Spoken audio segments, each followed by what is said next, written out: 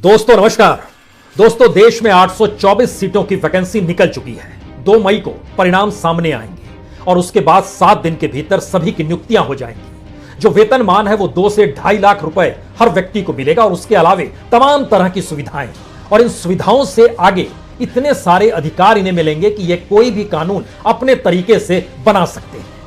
वह कानून इस देश की बेरोजगारी को लेकर हो, किसानों को लेकर हो, मजदूरों को लेकर हो, व्यापारियों को लेकर हो, किसी भी बात को लेकर इनके पास सारे अधिकार होंगे, क्योंकि लोकतंत्र का मतलब इस देश में चुनाव होना है। और आज 5 राज्यों के चुनाव की तारीखों का ऐलान हुआ है। कुल 824 सीटें हैं। जो वोटरों की तादाद है वो तकरीबन 18 करोड़ 60 लाख वोटर वोट डालने वाले हैं।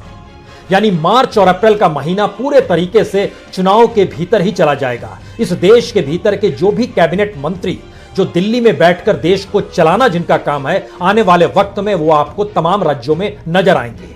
कोई असम में नजर आएगा, कोई पुडुचेरी में नजर आएगा, कोई बंगाल में नजर आएगा, कोई तमिलनाडु में नजर आएगा, कोई केरल में नजर आएगा।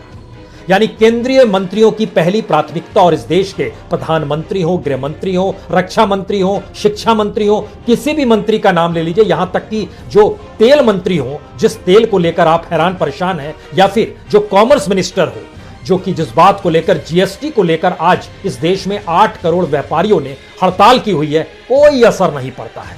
चुनाव वक्त पर होना चाहिए, सीट वक्त पर भरी जानी चाहिए, चाहे इन तमाम मंत्रालयों के भीतर में सीट बड़ी तादाद में खाली हो, लेकिन नियुक्तियां नहीं करेंगे। जिन राज्यों में चुनाव होने वाले हैं उन राज्यों में भी सरकारी पदों पर नियुक्तियां नहीं हो पा रही है। इन तमाम राज्यों के भीतर में कर्ज के बोझ से सरकारी खजाना दबा जा रहा है। सरकार के पास पैसे नहीं है, लेकिन फिर भी चुनाव तो होना है। चुनाव का मतलब लोकतंत्र को जीना है, और लोकतंत्र का मतलब बेरोजगारी से नहीं जुड़ेगा, व्यापारियों की मुश्किलों से नहीं जुड़ेगा जो जीएसटी को लेकर परेशान है, डिग्रीधारियों से नहीं जुड़ेगा जो कि परेशान है कि किस तरह की शिक्षा इस देश में दी जा रही है, और उन किसानों से भी नहीं जुड़ेगा जो किसान अलग अलग जगहों पर आज भी 4 पंचायतें राजस्थान, हरियाणा और उत्तर प्रदेश में चल रही है, लेकिन बेफिक्र है ये पूरी की पूरी लोकतांत्रिक चुनाव की प्रक्रिया।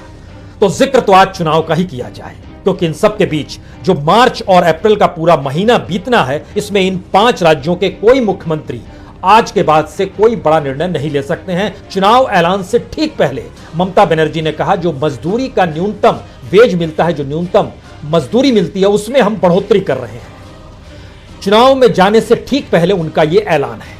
लेकिन सवाल है, मार्च और अप्रैल का महीना इस देश को सिर्फ और सिर्फ चुनाव देखना है। इन 5 राज्यों में नोटों का फ्लो देखना है। इन 5 राज्यों में लगातार प्रचार के जरिए जो काम मिलेगा वही इस देश में सबसे बड़ा रोजगार हो चला है। जो युवा बेरोजगार हैं उन्हें भी काम मिल जाएगा पॉलिटिकल पार्टी में। सारी चीजों का ऐलान है, क्योंकि केरल, तमिलनाडु और पुडुचेरी, इन 3 राज्यों में एक ही दिन चुनाव होगा, 6 अप्रैल को। असम 3 फेज में चुनाव होगा, एक 27 मार्च को, एक 1 अप्रैल को, एक 6 अप्रैल को। लेकिन पश्चिम बंगाल में 8 फेजेस में चुनाव होंगे। यानी ये फेज शुरू होते हैं 27 मार्च से और खत्म जो होते हैं वह 29 अप्रैल तक होते हैं। इसीलिए परिणाम जो है 2 मई को आएगा। पश्चिम बंगाल में 27 मार्च, 1 अप्रैल, 6 अप्रैल, 10 अप्रैल, 17 अप्रैल, 22 अप्रैल, 26 अप्रैल, 29 अप्रैल। यानी इन 5 राज्यों के भीतर में आने वाले वक्त में आप क्या क्या देखने वाले हैं ये दूर की गोटी है। लेकिन जो वादे राजनीतिक तौर पर इस दौर में किए गए और जिस तरीके से चौसर बिछाई गई, उस चौसर की शुरुआत आज कहां से की जाए? हमें लगता है कि चौसर की शुरुआत तो आज देश के प्रधानमंत्री से ही करनी चाहिए। इसलिए करनी चाहिए क्योंकि चुनाव आयोग भी इंतजार करता है, या फिर चुनाव आयोग के ऐलान का इंतजार प्रधानमंत्री करते हैं कि चुनाव की तारीखों का ऐलान हो, उससे पहले सरकारी यात्रा कर ली जाए। क्योंकि बाद में यात्रा करेंगे तो वो खर्चा जो है पार्टी फंड से जुड़ेगा, वह आपके प्रचार के हिस्से में जुड़ेगा। तो प्रधानमंत्री 25 फरवरी को पुडुचेरी में भाषण दे रहे थे। 25 फरवरी का मतलब 2 दिन पहले का जिक्र हम आपसे कर रहे हैं। उससे 3 दिन पहले यानी 22 फरवरी को वह असम और बंगाल की यात्रा पर थे। उससे पहले 14 फरवरी को वह तमिलनाडु और केरल की यात्रा पर थे। यानी 5 राज्य इसी फरवरी के महीने में 14, 22 और 25 को प्रधानमंत्री ने सफर कर लिया। ऐसा नहीं है कि इन राज्यों में प्रधानमंत्री जाते नहीं है, जाते हैं, लेकिन सालों बाद गए। सालों बाद से मतलब यह है कि इससे पहले जब असम की यात्रा उन्होंने की थी तो उस समय वह 23 जनवरी का दौर था। इसी साल की शुरुआत में वहां पर उन्होंने पट्टे बांटे थे। जो जमीन के पट्टे होते हैं वहीं से मान लिया गया था कि 2021 दरअसल इस चुनावी प्रक्रिया में जीतेगा, और इस चुनावी प्रक्रिया की जीत हार यह मायने रखेगी कि किसान आंदोलन का कोई असर है या नहीं है, बेरोजगारी का कोई असर इन चुनाव परिणामों पर पड़ता है या नहीं पड़ता है, या फिर वाकई बीजेपी के पास कोई ऐसा मैकेनिज्म है जिसमें असर पड़े ना पड़े वह चुनाव जीत जाती है। क्या वाकई ऐसा होगा या नहीं होगा, यह दूर की गोटी है, लेकिन आज उसकी जमीनी हकीकत को इसलिए समझने की कोशिश कीजिए क्योंकि इससे पहले प्रधानमंत्री 22 मई को बंगाल गए थे, 22 मई यानी पिछले साल। उसके बाद इस बार फरवरी में गए, वह भी दो बार गए, 22 फरवरी को भी गए, 7 फरवरी को भी गए। असम बंगाल दोनों जगह की उन्होंने यात्रा की। इन दोनों जगहों की यात्रा के बीच में जो सच निकलकर जो एक सामने आता है उसमें बहुत साफ है कि प्रधानमंत्री का ऐलान चुनाव से प्रभावित रहता है। देश के गृह मंत्री तमाम जगहों पर गए, मंदिरों में गए, यात्रा कर रहे थे।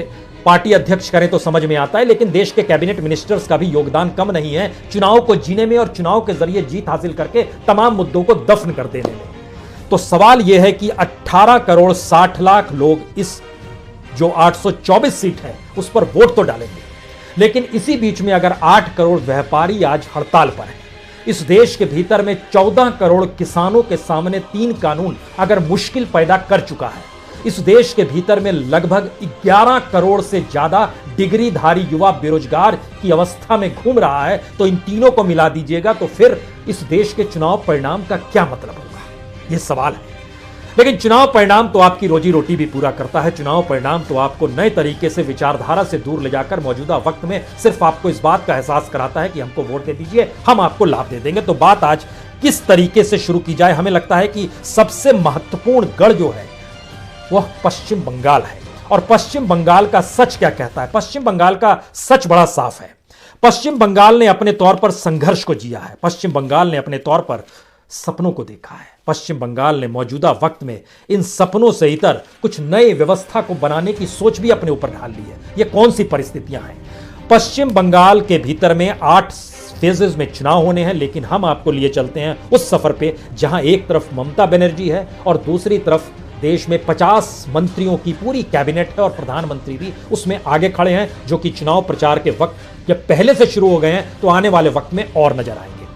2011 में जब पहली बार ममता बनर्जी चुनाव जीत कर आई थी और वामपंथियों को शिकस्त मिली थी, तब उनको 184 वोट मिले, 184 सीट पर जीत हासिल की थी, कुल 294 सीट, 39% वोट मिला था।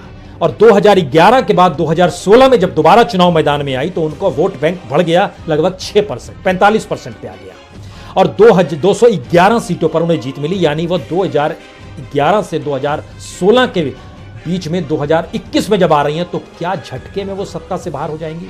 ये सवाल आपके जहन में पहला सवाल होगा। दूसरा सवाल, बीजेपी जो अपने तौर पर अब चुनौती बनकर खड़ी हो रही है, उसका सच क्या है? 2011 में उसको सिर्फ 4% वोट मिले थे, एक भी सीट नहीं मिली थी। 2016 में उसको 10% वोट मिले, उसको 3 सीट मिली। यही है असल सच, क्योंकि जैसे ही आप इसके भीतर घुसेंगे उस चुनाव प्रक्रिया के भीतर में, तो 2 चीज आपके सामने निकल कर आएगी। बीजेपी शासित राज्यों का क्या हाल है, इसे भी जरा समझना चाहिए, और जिन बातों का जिक्र बंगाल में जाकर हो रहा है वहां की परिस्थितियों का क्या जिक्र है, इसमें भी 2-3 चीज सामने आएगी आपके। सबसे बड़ी चीज ये आएगी बंगाल को लेकर, जैसे ही आप जिक्र करेंगे तो जब याद कीजिए 1967-69 जब वामपंथी माओवादी वहां पर संघर्ष कर रहे थे, उसके बाद सिद्धार्थ शंकर कांग्रेस के थे, सत्ता बदली थी और कहा गया था यह विचारधारा की लड़ाई है। उस समय ज्योति बसु मुख्यमंत्री के तौर पर आए थे। लंबे वक्त तक वामपंथियों की सत्ता पश्चिम बंगाल में रही, यानी एक क्लास स्ट्रगल का जिक्र था, वर्ग संघर्ष का जिक्र था, भूमिहीन किसानों का जिक्र था, मजदूरों का जिक्र था। लेकिन स्थिति में कोई सुधार नहीं हुआ। संघर्ष और विचारधारा की परिस्थिति को एक सपना बनाते हुए ममता बनर्जी ने एक सवाल के तौर पर नंदीग्राम, सिंगूर और लालगढ़ से जो एक धारा बहाई, उसने सत्ता का परिवर्तन कर दिया। लेकिन वहां पर भी एक सपना लोगों के जहन में जरूर बरकरार था कि क्या वाकई स्थिति बदल जाएगी। स्थिति बदली क्या? स्थिति बहुत नहीं बदली। लेकिन 2021 आते आते विचारधारा सपना से होते होते जय श्री राम का नारा आ गया और सोनार बंगला का जिक्र होने लगा। हमें लगता है कि मौजूदा वक्त में बंगाल का वोटर इस सच को बाखूबी जरूर समझता होगा कि बंगाल का मिजाज क्या वाकई वर्ग संघर्ष से होते हुए विकास की अटखेलियां खाते हुए वह जय श्री राम के दायरे में आकर सिमट रहा है क्या, या फिर बंगाल के भीतर का वोटर वाकई इस जान रहा है कि बंगाल एक ऐसा राज्य है जहां पे सबसे ज्यादा अल्पसंख्यक समुदाय की मौजूदगी है, सीधे कहें तो मुस्लिमों की मौजूदगी है। और मुस्लिमों की मौजूदगी का मतलब यह है कि मुस्लिम क्या वाकई हिंदू जनसंख्या के लिए कोई थ्रेट है क्या? 30% आबादी मुस्लिमों की पश्चिम बंगाल में है। जय श्री राम का नारा मुस्लिम नहीं लगाएगा, ये एक फैक्ट है। जो लगाएंगे वो लगाएंगे, लेकिन यह नारा एक पॉलिटिकल नारे के तौर पर है, इसका धर्म से लेना देना कुछ भी नहीं है। सवाल यह है कि धर्म को अफीम कहने वाले वामपंथी मौजूदा वक्त में सत्ता में नहीं है। उस जमीन पर ममता बनर्जी ने कब्जा किया और वामपंथियों का एक बड़ा कैडर ममता के साथ आकर खड़ा हो गया। लेकिन मौजूदा वक्त में जिस लकीर को दिल्ली से खींची जा रही है, जो सोनार बंगला का नारा दिया जा रहा है, उसके पीछे का सच जानने से पहले 2-3 चीज को जान लीजिए। जब हम मुस्लिम शब्द आपसे कह रहे हैं तो 294 सीटों में से पश्चिम बंगाल में 16 सीट ऐसी है जहां पे 40 से 50% मुस्लिमों की तादाद है। 33 सीट ऐसी है जहां पर 30 से 40% की तादाद है। 50 सीट ऐसी है जहां पर 20 से 30% की तादाद है। और इसके बाद लगभग 15-18 सीट ऐसी है जहां पे 20% से 15 से 20% के बीच की तादाद है। यानी 110 सीटें ऐसी हैं जो सीधे सीधे मुस्लिम तबका प्रभावित करता है। मुस्लिम वहां पर खेती भी करता है, मजदूरी भी करता है, लेकिन वह छोटा और सीमांत किसान है। दूसरी तरफ मुस्लिमों में भी कुछ लैंडलॉर्ड भी जरूर है। इस अंतर्विरोध को बैलेंस किसी ने किया नहीं, या इस अंतर्विरोध को जीते हुए राजनीति हर किसी ने साथ दी। दूसरी तरफ जो हिंदू वाला एस्पेक्ट है, उसके भीतर भी बड़ी तादाद में किसानों की संख्या है। संख्या का मतलब यह है कि बंगाल में 71,60,000 परिवार ऐसे हैं जो किसानी करते हैं। इसका मतलब यह हुआ कि लगभग 3.5 से 4 करोड़, कुल जनसंख्या 10 करोड़ से कुछ कम की है पश्चिम बंगाल की। सवाल है कि जब देश के भीतर में किसानों का आंदोलन चल रहा है, सवाल है देश के भीतर में जब बेरोजगारी चरम पर है, सवाल है कि जब देश के भीतर में व्यापारी भी इस हड़ताल पे आ गया है, तो ये सारी परिस्थितियों का कोई असर पश्चिम बंगाल पे आ पाएगा या नहीं आ पाएगा? या पश्चिम बंगाल की अव्यवस्था को जिस रूप में बीजेपी उभार रही है, देश के प्रधानमंत्री, गृह मंत्री उभार रहे हैं, वो ऐसे में बीजेपी शासित राज्यों का सच क्या है, क्या इसे भी जानना चाहिए? इन सारी चीजों को इसलिए जानने की जरूरत है क्योंकि किसानों की आय सबसे कम बिहार में है। पार्लियामेंट में दिए गए जवाब में देश के कृषि मंत्री नरेंद्र सिंह तोमर ने बताया कि महीने की कमाई बिहार के किसानों की 3,558 रुपए है, यानी प्रतिदिन 118 रुपए 60 पैसे। उसके बाद दूसरे नंबर पर नीचे से जाहिर है उसके तुरंत बाद बंगाल ही आता है। बंगाल की स्थिति 3,980 रुपए है। ममता बनर्जी बिहार में सत्ता नहीं भोगी है, लेकिन बीजेपी ने भोगा है और वहां के छत्रपों ने भोगा है, ये एक सच है। लेकिन बिहार की स्थिति को सुधारा क्यों नहीं गया, ये कोई भी सवाल किसानों को लेकर जैसे ही तुलना शुरू होगी कर सकता है। पश्चिम बंगाल के किसान की प्रतिदिन की जो आय है एक परिवार की, वो 132 रुपए 66 पैसे है। प्रधानमंत्री और गृह मंत्री ने वहां जाकर कहा किसान सम्मान निधि ममता बनर्जी ने नहीं दिया। किसान सम्मान निधि के तहत जो प्रतिदिन मिलता है वह 16 रुपए 43 पैसे मिलते हैं, यानी एक महीने में लगभग 500 रुपए। कम नहीं है, बहुत ज्यादा है। जितनी आय है उस लिहाज से वाकई बहुत ज्यादा है। तो क्या छोटे और सीमांत किसानों पर इसका असर पड़ेगा, ये पहली बात है। दूसरी बात, जो पश्चिम बंगाल में लगभग 71 लाख किसान हैं, उसमें से 68 लाख किसान छोटे और मार्जिनल है, स्मॉल एंड मार्जिनल के तौर पर है। 96% किसान, इनकी आय में कोई बढ़ोतरी हुई नहीं। लेकिन जब किसानों के पूरे तबके को देखेंगे तो इसमें हिंदू किसान की मौजूदगी भी अपने तौर पर, वह भी तकरीबन 80 से 90 लाख के भीतर में उनकी मौजूदगी भी है।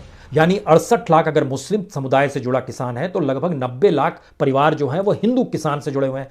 क्या जय श्री राम का नारा इन्हें बांट सकता है या किसानी के हक का सवाल उठेगा, यह भी एक सवाल है। हालांकि बहुत खराब स्थिति झारखंड की भी है, उत्तराखंड की भी है, उड़ीसा की भी है, उत्तर प्रदेश की भी है। इन तमाम जगहों पर जो लगभग 5,000 से कम प्रति महीने की आय है, इसका मतलब है किसान का मुद्दा वहां पर आएगा या नहीं आएगा, ये किसी के जहन में भी सवाल आ सकता है। दूसरी बड़ी बात, जो शिक्षा दीक्षा का जिक्र है उसमें पश्चिम बंगाल की क्या स्थिति है? पश्चिम बंगाल लगभग 80.5% पे लिटरेसी रेट में आता है। पश्चिम बंगाल से ज्यादा बुरी स्थिति किन जगहों की है? उसमें जाहिर तौर पर उसमें एक लंबी फहरिस्त है। उसमें झारखंड की बुरी स्थिति है, उसमें कर्नाटक की बुरी स्थिति है, उसमें मध्य प्रदेश की बुरी स्थिति है, उसमें उत्तर प्रदेश की बुरी स्थिति है, उसमें राजस्थान की बुरी स्थिति, उसकी तुलना में उससे खराब स्थिति है बिहार की बुरी स्थिति है, छत्तीसगढ़ की बुरी स्थिति है, हरियाणा की बुरी स्थिति है। यानी एजुकेशन को लेकर जिन राज्यों का हमने नाम लिया उससे बेहतर स्थिति पश्चिम बंगाल की है। इन राज्यों में क्या सुधार किया गया? बिहार में बीजेपी की सरकार, हरियाणा में बीजेपी की सरकार, कर्नाटक में बीजेपी की सरकार, मध्य प्रदेश में बीजेपी की सरकार, उत्तर प्रदेश में बीजेपी की सरकार, तमाम जगहों पर बीजेपी की सरकार है। राजस्थान फिलहाल कांग्रेस की सरकार है, छत्तीसगढ़ फिलहाल कांग्रेस की सरकार है, जो आती जाती रहती है। इनका योगदान भी लिटरेसी को लेकर क्या, ये राज्यों से समझ गए। उसके बाद आइए जो नेट स्टेट डोमेस्टिक प्रोडक्ट जिसको कहते हैं, उसके हिसाब से प्रति व्यक्ति जो तय किया जाता है, भारत में बताया जाता है प्रति व्यक्ति आय 1,32,000 रुपए। एक्यूरेट चाहिए तो 1,32,432 रुपए। वेस्ट बंगाल एवरेज से नीचे है, फैक्ट है। 1,15,748 रुपए वेस्ट बंगाल का प्रति व्यक्ति आय बैठता है, जो कि नेट स्टेट डोमेस्टिक प्रोडक्ट यानी एनएसडीपी कहलाता है। लेकिन उससे ज्यादा बुरी स्थिति दर्जनों राज्य की है, मसलन उड़ीसा की, छत्तीसगढ़ की, मध्य प्रदेश की, असम की, बिहार की, उत्तर प्रदेश की, झारखंड की। उत्तर प्रदेश में तो 70,000 रुपए ही है, छत्तीसगढ़ में 98,000 है, तो मध्य प्रदेश में 99,000 है, झारखंड में 79,000 है। तमाम जगहों पर बुरी हालत है। यानी फिर मुश्किल आ गई कि ये जो पॉलिटिकल चुनाव होते हैं, इससे किसने क्या सुधार किया है अपने राज्यों में जहां पर सत्ता संभाले हुए, वहां क्या सुधार किया। इसका यह मतलब कतई नहीं है कि ममता को ग्रीन सिग्नल दिया जा रहा है, कतई नहीं। एक तुलना की जा रही है, बताया जा रहा है आपको कि किस रूप में क्या स्थिति मौजूदा वक्त में है। इसमें अगर अनएम्प्लॉयमेंट रेट में आइएगा, बेरोजगारी इस देश का सबसे बड़ा मुद्दा है, उसमें सोचिए कि पुडुचेरी जहां चुनाव होने वाले हैं, वहां पर बेरोजगारी रेट दुनिया में सबसे ज्यादा है, 75.8%। इम्पॉसिबल सी परिस्थिति है पुडुचेरी की ये, और पुडुचेरी में सरकार गिर गई और अब दावा हो रहा है कि हम आ जाएंगे। सिर्फ 30 सीट है, केंद्र शासित राज्य है। कल प्रधानमंत्री वहां भी चले गए, परसों वहां भी भाषण देकर आ गए और उन्होंने कहा कि ये लूट-खूट वाली सरकार है। प्रधानमंत्री ने, याद कीजिए, 2014 में वसूली पार्टी शिवसेना को कहा था। उसी तर्ज पर ममता बनर्जी की तृणमूल कांग्रेस को भी पश्चिम बंगाल में भाषण देते हुए इसी रूप में तोतला उन्होंने कहा, ये किस तरह तोतलाबाज पार्टी है। ये जो वसूली और जो सारी चीजें, ये पॉलिटिक्स का हिस्सा है इनके। गाली जिसे देना है दे लीजिए, कॉन्स्टिट्यूशन पद पे बैठ के कोई भी किसी भी रूप में किसी भी भाषा का इस्तेमाल करे, उसका क्या महत्व है। शायद ये इससे समझ में आ सकता है कि जब हम अनएम्प्लॉयमेंट रेट का जिक्र कर रहे हैं तो पश्चिम बंगाल में अनएम्प्लॉयमेंट रेट 17.4% है, तमिलनाडु में 49.8% है।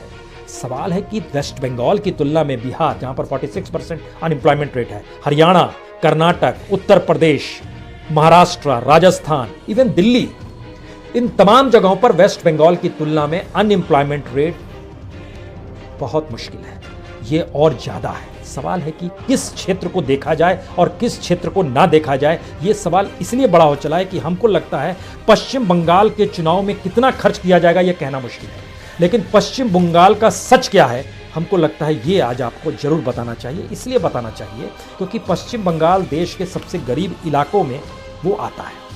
वहाँ की स्थिति क्या है, खास तौर से जो जंगल महल का इलाका है। जब वामपंथियों की सत्ता थी उसमें नक्सलवाड़ी का जिक्र होता था, ममता बनर्जी आई तो जंगल महल का जिक्र होने लगा, और जंगल महल के जिक्र के साथ इस बात का भी जिक्र होने लगा क्या ये नई परिस्थिति में किसानों को उसका हक दिला पाएंगी या नहीं दिला पाएंगी, क्योंकि बात सिंगूर से शुरू हुई थी, नंदीग्राम होते हुए लालगढ़, जिसका जिक्र हमने कर दिया। लेकिन जब हम आपसे इस बात का जिक्र कर रहे हैं तो हमको लगता है कि क्या स्थिति है जंगल महल की। जंगल महल के भीतर का सच जरा समझिए। वहाँ पर साल के पेड़ बहुत होते हैं। साल की पत्तियों को आदिवासी और ग्रामीण लोग जमा करते हैं। 5 पत्तियों को जोड़ के एक दोना बनाते हैं जो प्लेट की शक्ल में होता है। उसको प्लेट की शक्ल में देने के बाद उसको धूप में सुखाया जाता है। उसका 100 बंडल बनाते हैं, यानी एक उसमें 5 पत्ती लग गई, और उसको जब 100 बंडल बनाए तो इसका मतलब है कि 500 पत्तियों का वो बंडल, 100 का बंडल बना। उन 100 बंडलों का 10 बंडल जो रहेगा, 100 प्लेट्स का जो 10 बंडल रहेगा, उसकी कीमत वहां पर मिलती है 100 रुपए। यह इकोनॉमी है पश्चिम बंगाल के जंगल महल की, यानी 5000 पत्तियों से बनाया गया 100 पत्ती का बंडल, जो 5-5 पत्तियों से थाली तैयार होती है, उसकी कीमत 100 रुपए, और उसको जब शहर में आकर बेचा जाता है तो वह लगभग 125 रुपए पड़ता है। यह स्थिति जंगल महल के भीतर गांव की है।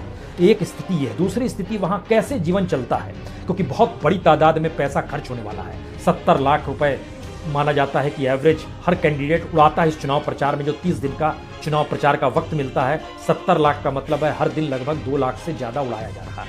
लेकिन उसके भीतर का सच देखिए, जो लकड़ी के छिलके होते हैं उसको छिलकर धागे से बांधकर पेड़ में लटकाया जाता है, रात में लटका दिया जाता है, और सुबह ज्यादा से ज्यादा 2 चिड़ियां उसमें फंस जाती हैं। जंगल से सूखी लकड़ियां निकाली जाती हैं, और इसके अलावे चाहे वो वामपंथियों की सरकार हो या ममता की सरकार हो या मौजूदा वक्त की सरकार, तो राशन दुकान भी खत्म करने की सोचने लगी है, जो दिल्ली में बैठी है। किसान इसीलिए आंदोलन भी कर रहा है। लेकिन 2 रुपए किलो चावल मिल जाए, हफ्ते में 6 किलो चावल मिल जाता है, आधा लीटर घासलेट मिल जाता है, यही उनके जीवन का हिस्सा। और इस इकोनॉमी में लोकतंत्र की वह इकोनॉमी समा रही है जिसको लेकर दिल्ली से ढोल पीट दिए गए। दिल्ली के विज्ञान भवन में ही आज पहली बार चुनाव आयोग अपने दफ्तर से निकला और विज्ञान भवन में जाकर उसने ऐलान किया तारीखों का। ये वही विज्ञान भवन का वही हॉल है जहां पर किसानों से बातचीत के लिए देश के कृषि मंत्री और कॉमर्स मिनिस्टर बैठा करते थे। किसानों का रास्ता नहीं निकल पाया, डेडलॉक की स्थिति है कोई। अब सवाल यह है कि इस देश के भीतर में मोदी गवर्नमेंट का इकोनॉमिक ग्रोथ क्या है और पश्चिम बंगाल का इकोनॉमिक ग्रोथ क्या है, यह भी हमें लगता है कि जानना चाहिए। क्योंकि सरकार 2014 में जब आई थी उस समय ममता बनर्जी की सत्ता का ग्रोथ 2.8% था, लेकिन सरकार के दिल्ली का ग्रोथ 7.5% था, ज्यादा है। 2015-16 में पश्चिम बंगाल का ग्रोथ जो था इकोनॉमिक ग्रोथ वो 6.1% हुआ, दिल्ली का देश का ग्रोथ 8.0 हो गया। 2016-17 में 7.2% ग्रोथ हो गया, भारत का हो गया 8.3, यानी मोदी गवर्नमेंट देखिए 1% आगे चल रही है। 2017-18 में ग्रोथ 7.1% था भारत का, वेस्ट बंगाल का ग्रोथ 6.4% था, आगे चल रही है। लेकिन 2018 से अब चीजें डगमगाने लगी। 2018-19 में भारत का ग्रोथ था 6.1%, वेस्ट बंगाल का ग्रोथ था इकोनॉमिक 6.4%। 2019-20 में भारत का ग्रोथ था 4.2%, वेस्ट बंगाल का ग्रोथ था 7.3%। और अभी जो ग्रोथ है वो दिखा रहा है -8% ग्रोथ दिखा रहा है, और वेस्ट बंगाल का ग्रोथ जो है वो लगभग 5% दिखा रहा है। यानी इकोनॉमिक ग्रोथ, यानी किसान की आय, यानी अनएम्प्लॉयमेंट, यानी किसी भी रूप में देखिएगा तो सरकार किसी भी देश के किसी भी हिस्से में क्या कर रही है, तो फिर डबल इंजन और सिंगल इंजन का फेज क्या लोग जिएगा या नहीं जिएगा, यह भी एक सवाल हर किसी के जहन में आएगा। लेकिन बावजूद इसके इसलिए यह सवाल है क्योंकि जो राज्यों में चुनाव, लोकसभा चुनाव, क्योंकि पश्चिम बंगाल में कोई चेहरा बीजेपी खड़ा नहीं कर रही है, लेकिन यह थोड़ा समझना होगा कि 2019 के लोकसभा चुनाव से पहले जिन राज्यों में चुनाव हुआ है वहां बीजेपी की क्या स्थिति थी, और लोकसभा चुनाव के बाद जिन राज्यों में चुनाव हुए वहां क्या स्थिति थी। लोकसभा चुनाव से ठीक पहले छत्तीसगढ़, मध्य प्रदेश, राजस्थान, कर्नाटक, त्रिपुरा, यहां पर चुनाव हुए।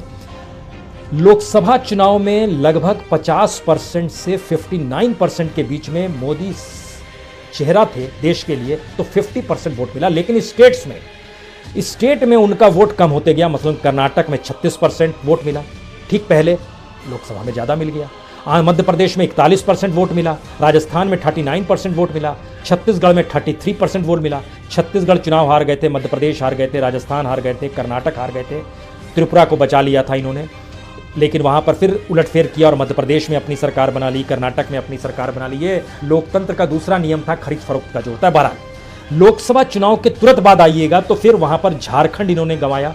झारखंड में 33% वोट मिले, जबकि लोकसभा में 56% वोट मिले थे। हरियाणा में इनको सहयोग की जरूरत पड़ गई, अकेले सरकार नहीं बना सकते थे। लोकसभा में 58% वोट मिले थे, लेकिन विधानसभा में 37% वोट मिले। महाराष्ट्र में नहीं चल पाए, महाराष्ट्र में कमोवेश वोट परसेंटेज उतना था, लेकिन शिवसेना ने कहा आपके साथ नहीं रहेंगे, वसूली पार्टी आप हमें कहते हैं, हम आपके साथ कैसे रहेंगे। सवाल सिर्फ इतना है, इस देश के भीतर में जो भी परिस्थितियां पॉलिटिकल पार्टी कहती है उसमें आखिर में हमको लगता है एक चीज जानना चाहिए। कुछ भी कह जाते हैं, जब इन्होंने जिक्र किया कि सोनार बंगला, जब जिक्र हो रहे थे आमार सोनार बंगला, हमें लगता है इस गीत को समझना चाहिए, इस गीत के महत्व को समझना चाहिए। सोनार बंगला कह देंगे ये बीजेपी के तमाम नेता कह रहे हैं। इसका जिक्र हो सकता है ममता बनर्जी ने भी किया हो, कभी वामपंथियों ने भी कभी किया हो, लेकिन मौजूदा वक्त इसलिए महत्वपूर्ण है क्योंकि आमार सोनार बंगला, आमी तुम्हारे भालोबाशी, यानी मेरे सोने जैसा बंगाल, मैं तुमसे प्यार करता हूं, इसको गुरुदेव रविंद्रनाथ टैगोर ने 1905 में लिखा था। क्यों लिखा था? ब्रिटिश गवर्नमेंट ने बंगाल का विभाजन धर्म के आधार पर करना चाहा था, यानी वो चाहते थे कि मुस्लिमों के लिए एक अलग क्रांति बन जाए। बड़ा तेज आंदोलन हुआ था, बंग भंग आंदोलन, जबरदस्त आंदोलन हुआ था, और आंदोलन ऐसा था कि 1911 में ब्रिटिश गवर्नमेंट को पीछे हटना पड़ा और अपने बंग भंग को उसने फिर से जोड़ दिया दोनों राज्यों को। लेकिन जो अंग्रेजों की फूट डालो राज करो की जो नीति थी और मुस्लिम प्रांत बनाने की जो सोच थी 1905 में, 1911 में इस देश के लोगों ने ही अपने आंदोलन से खत्म किया। और याद कीजिए, उसी के बाद कोलकाता की राजधानी शिफ्ट हो गई दिल्ली में। अब दिल्ली जो है बंगाल जाना चाहती है, कोलकाता जाना चाहती है।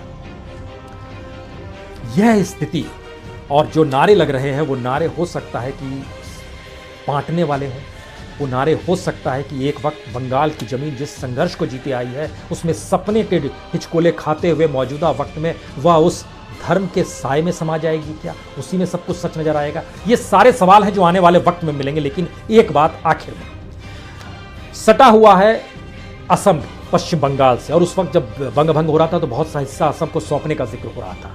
सच यह है कि CAA जो नागरिकता संशोधन अधिनियम है वह दोबारा से वहां पर उभर रहा है। बीजेपी जिस बात का जिक्र कर रही है उसमें पहली बार असम के लोगों को भी समझ में आ रहा है कि जो असम समझौता हुआ था, असम समझौता के तहत जो उसका 6वां प्रावधान है उसमें बहुत साफ जिक्र है कि स्थानीय समुदाय के अधिकारों की सुरक्षा की जाएगी, यानी जाति के आधार पर, माटी के आधार पर और मेटी के आधार पर। मेटी यानी जो पुश्तैनी जमीन होती है। लेकिन उस असम समझौते को भी बीजेपी बीते 5 वर्ष में लागू राज्य में नहीं कर पाई। तो इसका मतलब है सारी चीज पॉलिटिकल होती है क्या, और सिर्फ नारे लगाने के लिए होती है क्या?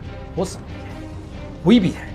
और शायद इसीलिए पहली बार जिस तरह की परिस्थितियां हैं उसमें ध्यान दीजिए, पश्चिम बंगाल की सियासत हिंदू मुस्लिम में भटक जाए, असम की सियासत स्थानीय बनाम घुसपैठिए में उलझ के रख जाए, पुडुचेरी की परिस्थिति सत्ता जो वहां पर चली गई और वहां पर जिस तरीके से फेरबदल पार्टियों में विधायकों ने किया उसके साथ करप्शन के हिस्से में जुड़ जाए, केरल की परिस्थिति में भी कहीं ना कहीं कुछ धर्म का छोंक हो और कुछ जो वहां पर पॉलिटिकल कैडर्स की हत्याएं होती है, यानी लॉ एंड ऑर्डर की परिस्थिति हो। तमिलनाडु में DMK और AIDMK है, बीजेपी की स्थिति नहीं है।